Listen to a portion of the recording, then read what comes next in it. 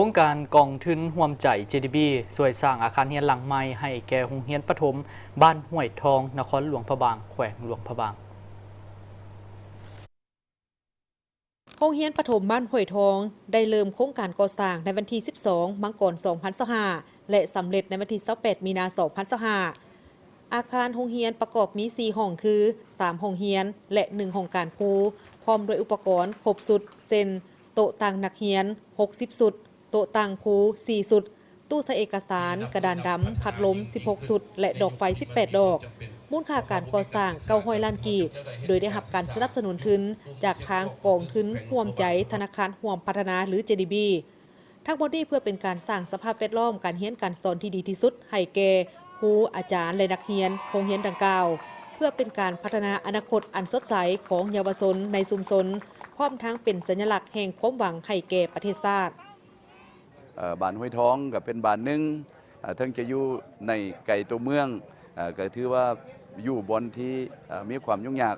โดยเฉพาะกับอาคารการเรียนเนาะอาคารการเรียนนี้ก็ยังปฐมประทานธนาคาร JDB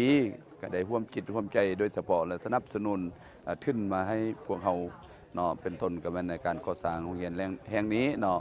ฉะนั้นข้าพเจ้าขอฝากไปยังพ่อแม่พี่น้องจงปกปักรักษาและก็จงส่งเสริมเฮ็ดอะไรต้องให้ลูกหลานได้เข้าโรงเรียนเนาะอยู่ในโรงเรียนแห่งนี้เนาะให้ลูกให้หลานได้ร่ำได้เรียนจนก้าวไปต่อไปโรงเรียนแห่งอื่นๆเนาะทั้งจะได้ส่งลูกส่งหลานไปเรียนอยู่ภายในและต่างประเทศนั้นความยุ่งยากในพันมาของเรียนแห่งนี้ก็เป็นยุ่งยากหลายเนาะในการเข้าห้องเรียนเด็กน้อยนั่นก็วอ